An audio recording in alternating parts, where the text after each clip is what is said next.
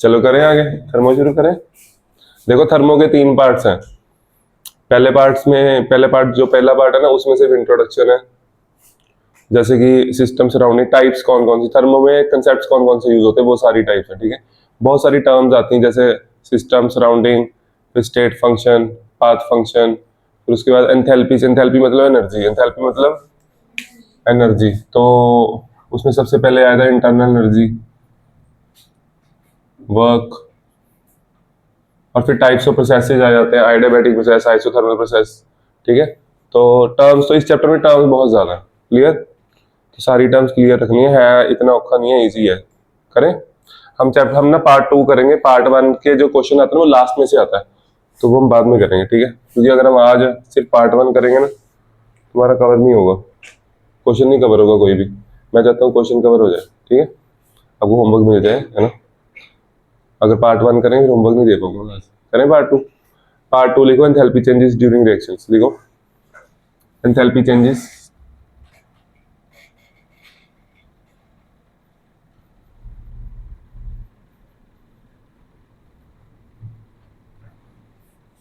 During reactions. ये lecture दोबारा देख सकते हो, ठीक है। थोड़ा सा तुम्हें को फास्ट कराना पड़ेगा क्योंकि अब रेगुलर बैच में नहीं ना कर रही है, तो थोड़ा फास्ट, इतना भी नहीं, थोड़ा सा। एंथैल्पी चेंजेस ड्यूरिंग रिएक्शन का मतलब क्या है? जैसे सी प्लस O2 CO2, सबसे बेसिक रिएक्शन, सबसे आसान रिएक्शन, ठीक है। Carbon solid, oxygen gas. इसमें आपको फेस का बहुत ध्यान रखना है कि सॉलिड दिया है, गैस दिया है, क्या दिया है, ठीक है। आया समझ? कार्बन सॉलिड प्लस O2, ये बन गया CO2, ठीक है। इस दौरान जो भी इसमें चेंज आया एंथैल्पी में, यानी कि एनर्जी में, उसको बोलते हैं enthalpy of reaction. Enthalpy changes during reaction लिखा, उसमें फर्स्ट टर्म लिखो एंथैल्पी ऑफ रिएक्शन, उसके अंदर पहला टॉपिक लिखो, फर्स्ट लिखो एंथैल्पी ऑफ रिएक्शन।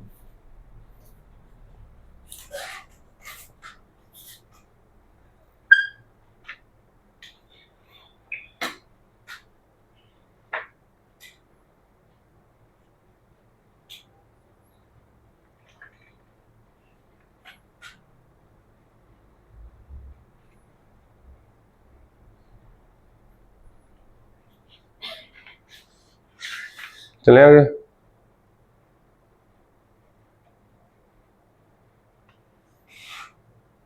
अब मेरी बात सुनो, जैसे कार्बन है ना, अगर हम कार्बन का 1 मोल बर्न करें, ठीक है, और उसको देखो, एक मोल कार्बन को 1 मोल ऑक्सीजन चाहिए, है ना।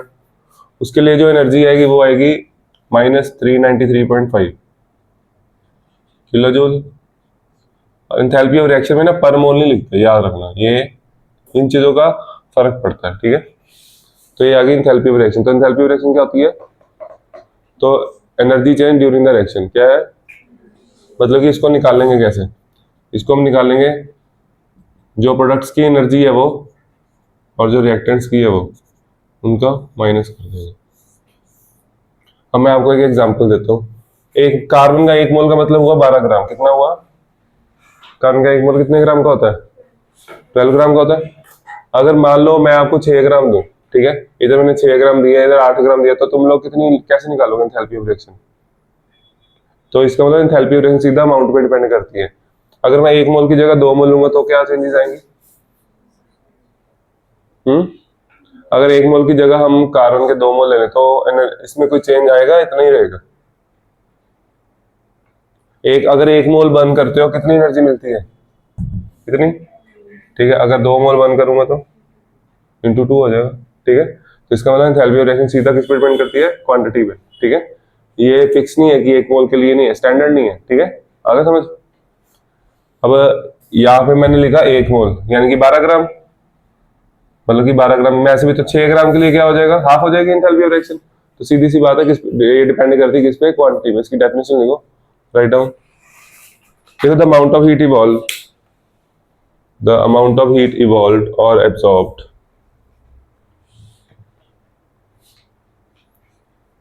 amount of heat evolved or absorbed in a chemical reaction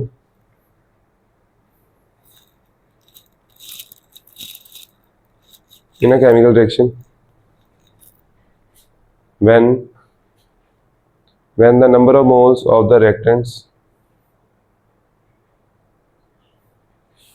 when the number of moles या अमाउंट ऑफ द रिएक्टेंट ऐसे भी लिख सकते हो। नंबर ऑफ मोल्स लिखो ना, स्लैश अलग लिखो, अमाउंट ऑफ द रिएक्टेंट। जरूरी नहीं है 1 मोल 2 मोल, मोल में ही चले वो जैसे मर्जी, ठीक है। when the number of moles of the reactants as represented by the chemical equation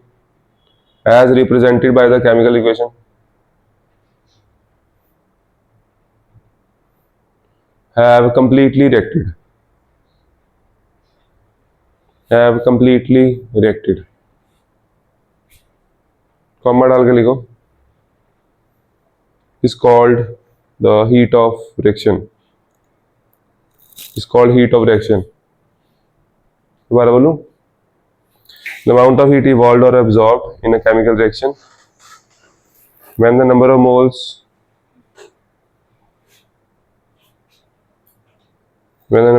of the reactants as represented by the chemical equation have completely reacted। चले आगे, is called the heat of reaction। Heat of reaction या enthalpy of, ये example लिख लो, ये वाला example लिख लो।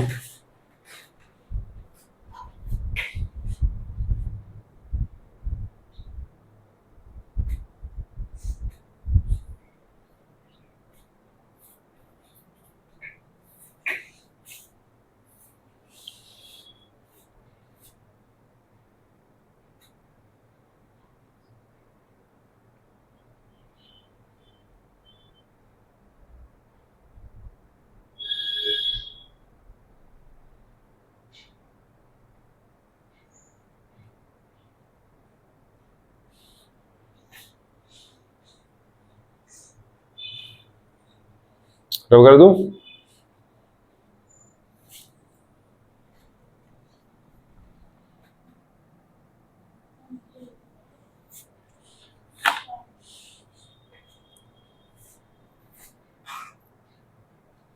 अच्छा इसके बाद लिखो इसके फैक्टर्स, इस पे डिपेंड करती है। पहला आएगा क्वांटिटी यानी अमाउंट ऑफ सब्सटेंस, ठीक है। अमाउंट ज्यादा लोगे तो, जैसे एलपीजी गैस हमारा एक सिलेंडर है, एक सिलेंडर बर्न करने में कुछ एनर्जी मिलती है पूरा, है ना। अगर 2 लेंगे 3 लेंगे तो एनर्जी बढ़ती जाएगी, ठीक है। कम लेंगे कम होगी, तो ये अमाउंट पे डिपेंड करती है सीधा, ठीक है। लिख लो फैक्टर्स, फैक्टर में लिखो क्वांटिटी, फर्स्ट फैक्टर,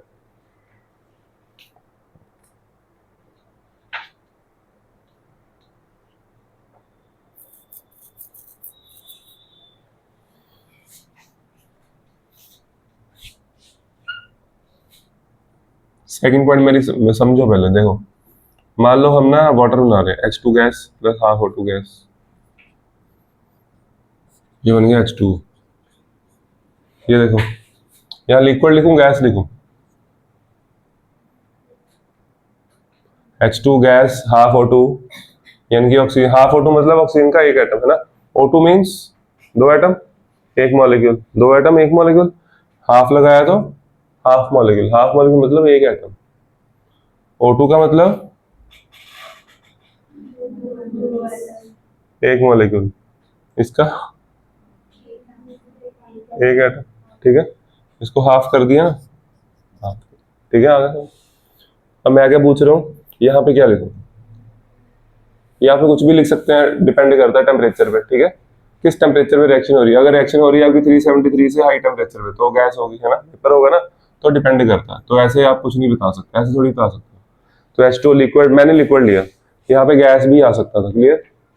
ये नहीं है तो आपने कभी भी ये आंखें बंद करके नहीं लिखना कि लिक्विड ही लिखना है, ऐसा नहीं है, ठीक है। हो सकता है H2 gas plus half O2, यहाँ पे क्या हो H2O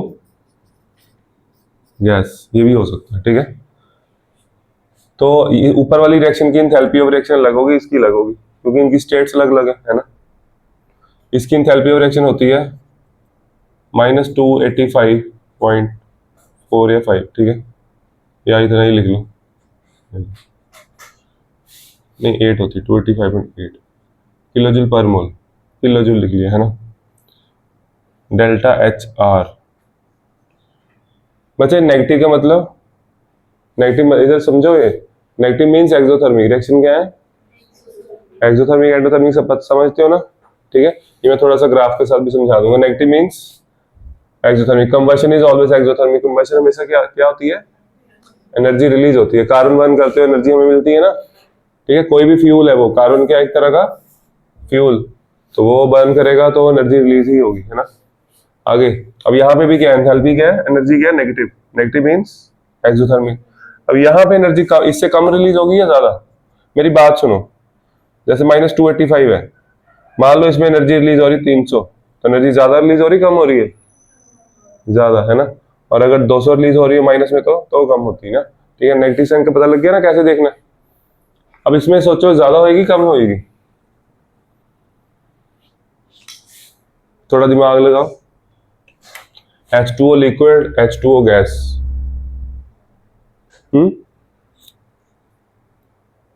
कम ज्यादा नहीं पता लग रहा, मैं बताता हूँ देखो। तो पहले आपने क्या किया? पहले इसको लिक्विड बनाया।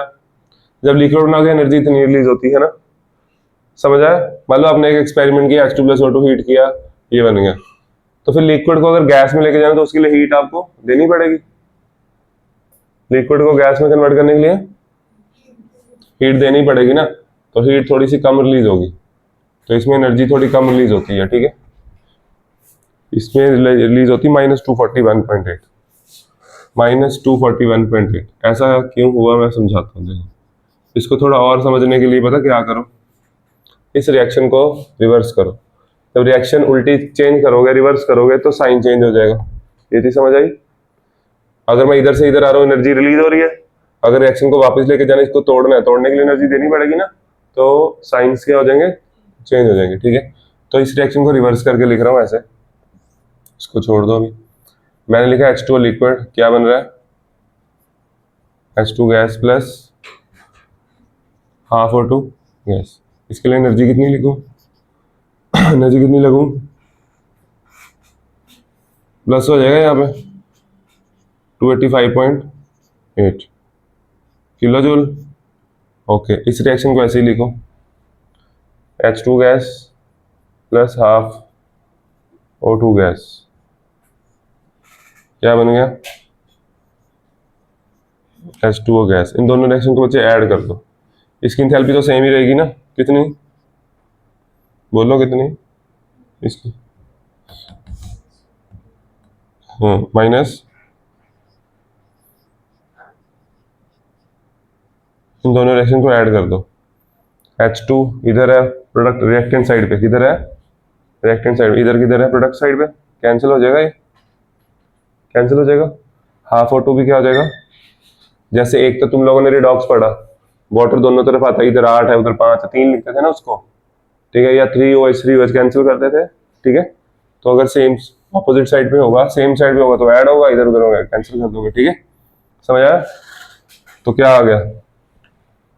क्या बचा मेरे पास? H2O लिक्विड से H2O, ये क्वेश्चन आता है, H2O लिक्विड से H2O गैस। तो अगर आपको H2O लिक्विड से H2O गैस बनाना है, तो उसके लिए एनर्जी में क्या चेंज आया? इन दोनों को देखो, ऐड कर दो इन दोनों को, तो ऐड करेंगे, साइन माइनस में है प्लस में। आंसर क्या है? 285 माइनस 241 कितना होता है? 44। तो आंसर आ गया मेरे पास कितना? वो तो 0.8 तो दोनों में ही है। ठीक है, तो 44 किलो जूल है। इसका मतलब समझ आया आपको? है? हाँ, इसका मतलब ये हुआ कि इसके फैक्टर्स में एक और पॉइंट आ जाएगा, फिजिकल स्टेट। ठीक है, जो कंपाउंड बन रहा है उसकी फिजिकल स्टेट पे भी एंथैल्पी ऑफ रिएक्शन डिपेंड करती है। फिजिकल स्टेट लिक्विड है, गैस है, क्या है? आ गया समझ? लिखो सेकंड पॉइंट, सेकंड पॉइंट लिखो, physical state of the reactants and products. उसके बाद ये एग्जांपल लिख लो, physical state of the reactants and products.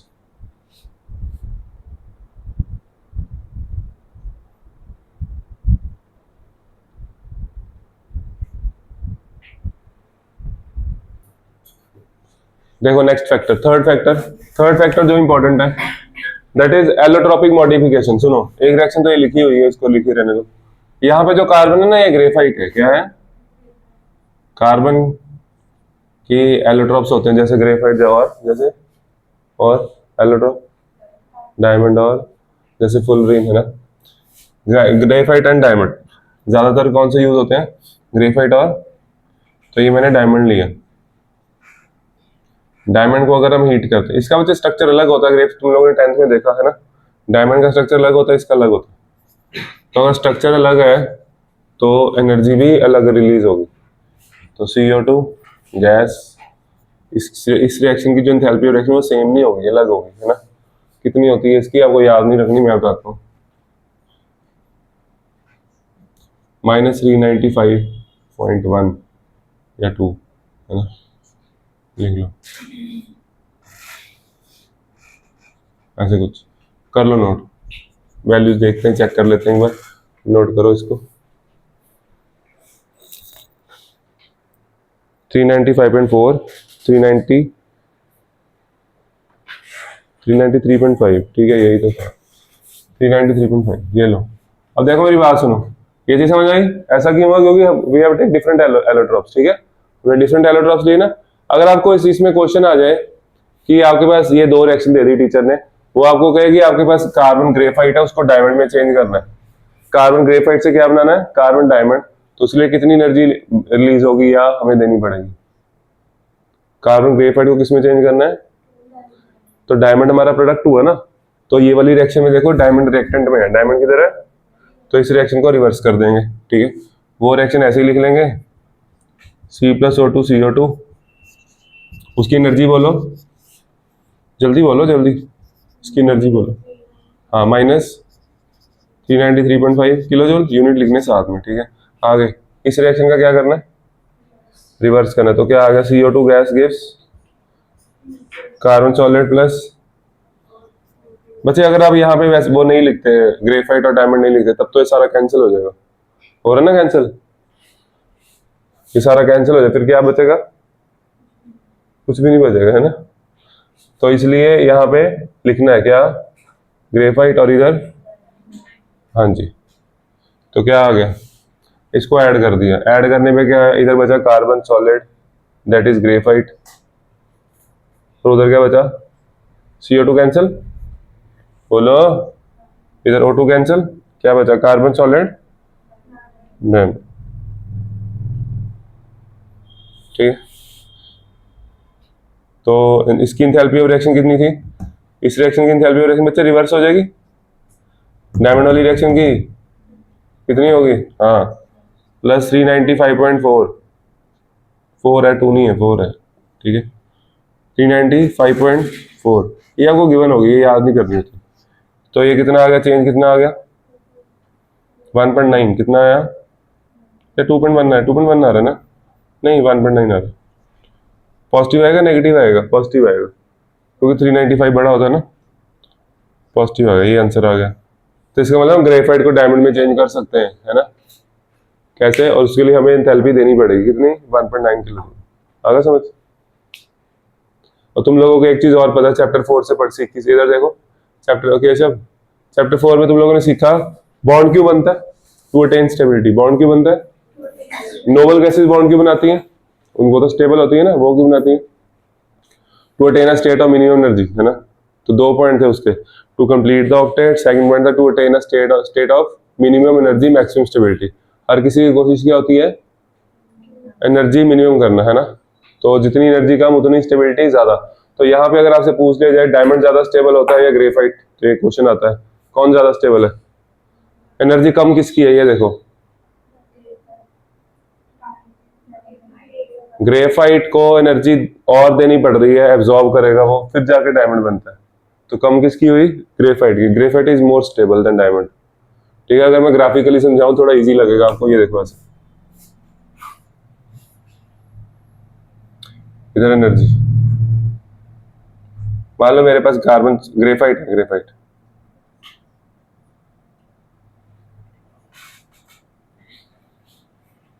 बच्चे ग्रेफाइट से डायमंड, ये रहा डायमंड,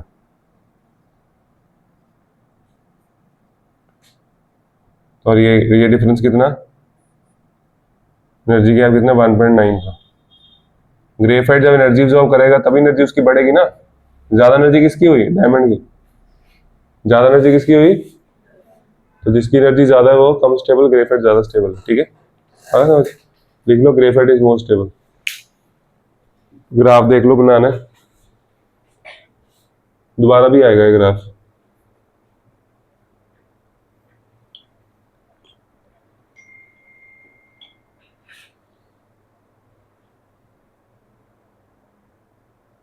अभी तक कुछ औखा लगाओ? ठीक है, सीधा सीधा ही है ना, ऐसे ही चलेगा ये। थोड़ी सी टर्म्स नई नई आती रहेंगी, मैं बताता रहूँ जाऊँ। ठीक है, चलो।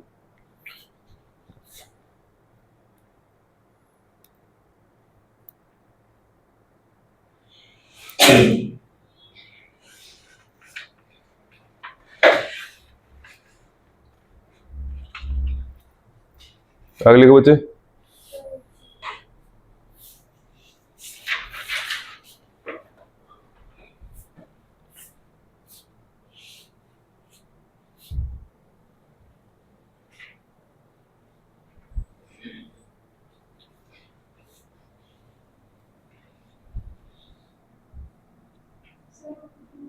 क्या ग्राफ बनाना था?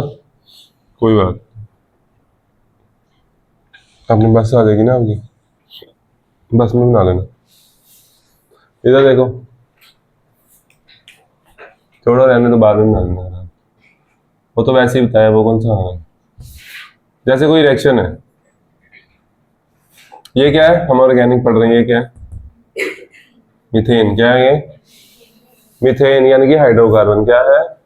कोई भी हाइड्रोकार्बन जब बर्न करो तो हमेशा दो ही प्रोडक्ट बनते हैं, CO2 और वाटर। क्या बनता है? अभी लिखो मैं तो भूमिका, इधर देखो कार्बन कितने उधर। जब मैं बोल रहा हूँ तो बोर्ड पे देखा करो, नहीं तो ऐसे बैठे रहोगे हमेशा। हाइड्रोजन कितने? एक H2O, दो। ये समझ आया? रिएक्शन बैलेंस करो, ऑक्सीजन कितने? इधर चार, यहाँ आ गया टू। रिएक्शन बैलेंस होगी। अब मैंने आपको बताना है एंथैल्पी चेंजेस कैसे निकालते हैं। ठीक है, मान लो टीचर आपको कह रहा है इस रिएक्शन की एंथैल्पी ऑफ रिएक्शन निकालो, बड़ा सिंपल सा क्वेश्चन है। ठीक है, उसके लिए वो आपको क्या देंगे? वो आपको देंगे इनकी फॉर्मेशन एनर्जी। क्या? फॉर्मेशन एनर्जी सबकी, CO2 की, H2O की। CO2 की हमने अभी लिखी थी।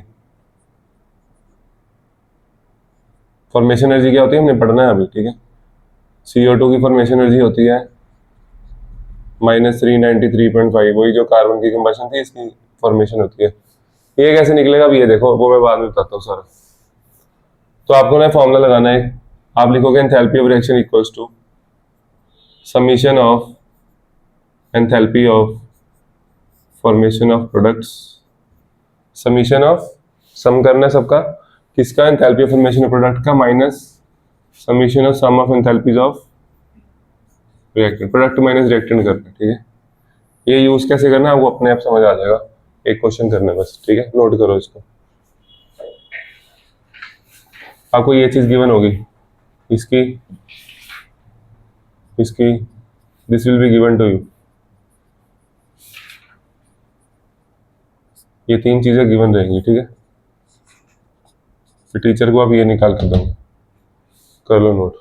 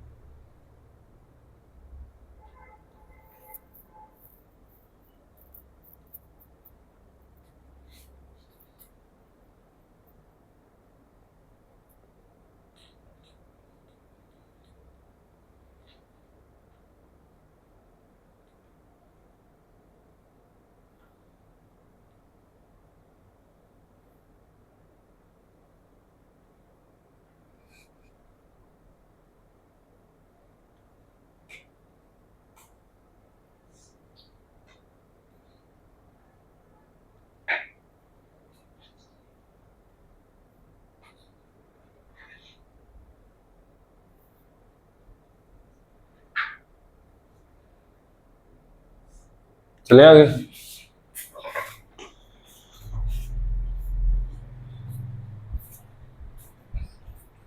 देखो बच्चों मेरी बात सुनो, ये आ गया समझ? इसको यूज कैसे करना है? ऐसे आप क्या करोगे, या फॉर्मूले को थोड़ा एक्सपेंड करो जब क्वेश्चन आएगा। यहाँ पे बच्चे ऐसे नॉट लग जाए, यहाँ पे जब ऐसे नॉट लग जाए उसका मतलब होता है स्टैंडर्ड। क्या मतलब होता है? स्टैंडर्ड मतलब एक फिक्स टेम्परेचर पे, ठीक है। 298 हो सकता है, 308, कुछ जितना भी टीचर ने दिया हो, ठीक है। नॉर्मली हम 298 लेते हैं। अब सुनो, आपको ये निकालना है, आपको क्या चाहिए? आपको CO2 की फॉर्मेशन एनर्जी चाहिए। क्या चाहिए? आपको गिवन है, आपको वाटर की चाहिए, आपको गिवन है, ठीक है। तो आप यहाँ क्या लिखोगे? आप यहाँ लिखोगे enthalpy of formation of CO2, जो भी होगी, जैसे -393 वो लिखोगे, प्लस सम करना है ना पहले इसका, समीशन। समीशन मीन्स इनका सबका सम। सम किसका? Enthalpy of formation of water. लेकिन वाटर के आगे 2 नहीं लगा हुआ, तो वो 2 से मल्टीप्लाई हो जाएगा। ये समझ आ गया, ठीक है। माइनस, यहाँ पहुंच गए, minus bracket enthalpy of formation of CH4, enthalpy of formation of, मैं यहाँ पे नॉट लगा रहा हूँ मतलब स्टैंडर्ड। और इसमें क्या माइनस होगा? माइनस एंथैल्पी फॉर्मेशन ऑफ, बोलो, O2। क्या? O2। ये फॉर्मूला ऐसे यूज करते हैं, ऐसे लिखते हैं इसको। लिखना आया कैसे लिखना? जितने भी यहाँ होंगे उनका सम कर देना, ठीक है, और उसका भी सम करके माइनस कर देना। फॉर एग्जाम्पल यहाँ पे x+y उधर मान लो a और b है, तो -a+b ऐसे आ जाएगा। क्लियर? ठीक है। कहाँ? यहाँ कहाँ? यहाँ पे? हाँ यहाँ प्लस आएगा, बिल्कुल आएगा। सम करना है इनका, माइनस कब आएगा? ये अंदर आता है, ठीक है। लिख लो फटाफट।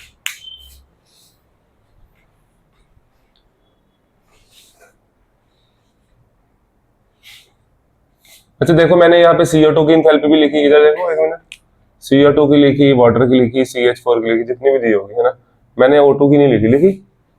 O2 की नहीं लिखी, क्यों? क्योंकि O2 की जो एंथैल्पी होती है ना, वो होती है 0। वो क्यों होती है आपको अभी अगले टॉपिक में पता लग जाएगा, ठीक है।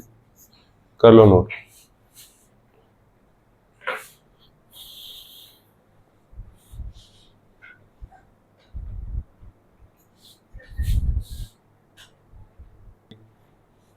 चलो अगली लिखो। Second is enthalpy of formation.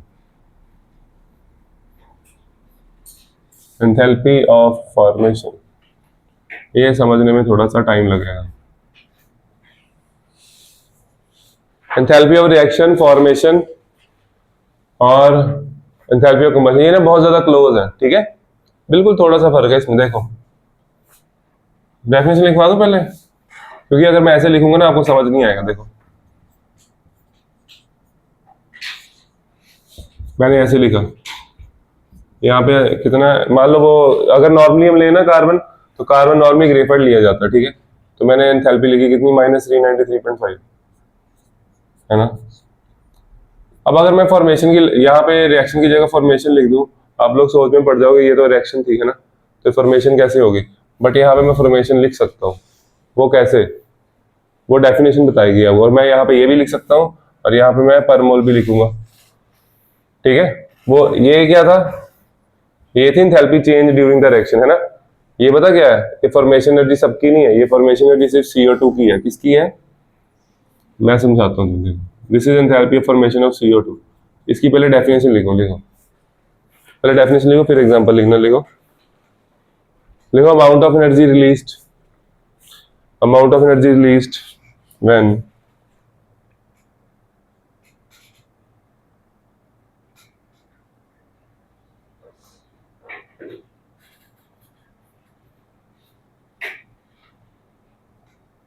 amount of energy released when 1 mole of a substance, when 1 mole of a substance is formed, 1 mole of a substance is formed from its constituent elements in their most stable state, from its constituent elements in their most stable state। अब इसका मतलब समझना आपने,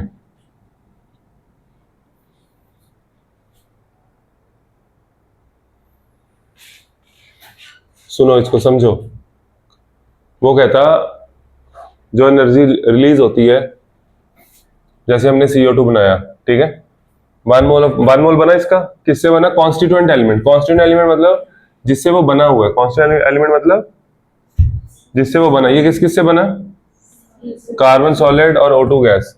और वो कहता है वो ये दोनों एलिमेंटल स्टेट में होने चाहिए, मोस्ट स्टेबल स्टेट में। कार्बन की स्टेबल स्टेट क्या है? सॉलिड। कार्बन नेचुरली कैसे एग्जिस्ट करता है? ऐसे एग्जिस्ट करता है, ऐसे करता है? कार्बन की नेचुरल स्टेट कौन सी है? कार्बन सॉलिड है। ऑक्सीजन की नेचुरल स्टेट कौन सी है? ठीक है। तो कहता है उस दौरान जो एनर्जी में चेंज आएगा उसको बोलते हैं एंथैल्पी ऑफ फॉर्मेशन। तो ये फॉर्मेशन एनर्जी हुई CO2 की, कितनी? इतनी। तो इसलिए हमारे इस केस में एंथैल्पी ऑफ रिएक्शन और एंथैल्पी ऑफ फॉर्मेशन सेम था। सुनो, ये चेंज हो सकता है, देखो कैसे। अगर मैं यहाँ 1 मोल लेता हूं, मोल जाओ। हेलो, हाँ जी हाँ जी, आ गई बस। जाओ तो जाओ आराम से। अगर बस चलेगी फिर वापस आ जाना, ठीक है। तो देखो, अगर इसका 1 मोल लिया, इसका 1 मोल लिया और इधर 1 मोल बना, तो यहाँ पे जो एंथैल्पी में चेंज आएगा उसको क्या बोलते हैं? Enthalpy of formation. क्या बोलते हैं? अगर ऐसा हो, अगर मैं इसकी अमाउंट तो चेंज कर सकता हूँ, हमने पढ़ा एंथैल्पी ऑफ रिएक्शन किस पे डिपेंड करती है? क्वांटिटी पे। कर सकते हैं ना। मालूम मैं 1 मोल की जगह 10 मोल ले लेता हूँ, तो क्या होगा? इधर भी 10 मोल ले लेता हूँ, तो इधर भी 10 मोल बनेंगे, है ना? 10 मोल बनेंगे ना। तो उससे चेंज क्या होगा? फॉर्मेशन एनर्जी नहीं चेंज होगी क्योंकि ये पर मोल में होती है, ठीक है। तो वो एंथैल्पी ऑफ रिएक्शन चेंज होगी। एंथैल्पी ऑफ रिएक्शन क्या होगी? 10 टाइम्स हो जाएगी। कितनी हो जाएगी? 10 इंटू माइनस 395, 393.5। ये क्या चेंज हुआ? Enthalpy of formation will remain same. क्यों? क्योंकि वो 1 मोल की है, वो फिक्स है। क्या समझ आया? फॉर एग्जाम्पल, जैसे हमारे घर पे सिलेंडर है, उसमें 14 किलो गैस है, ठीक है। मान लो वो हमें इतनी एनर्जी देता है, 30,000 किलो जूल, ठीक है। अगर मेरे पास 20 सिलेंडर होंगे तो एनर्जी कितनी होगी? इंटू 20 होगा। अगर मैं 1 किलो की एनर्जी निकालूं तो वो क्या आ जाएगा? 15 किलो कर लेते हैं, सिलेंडर बढ़ गया,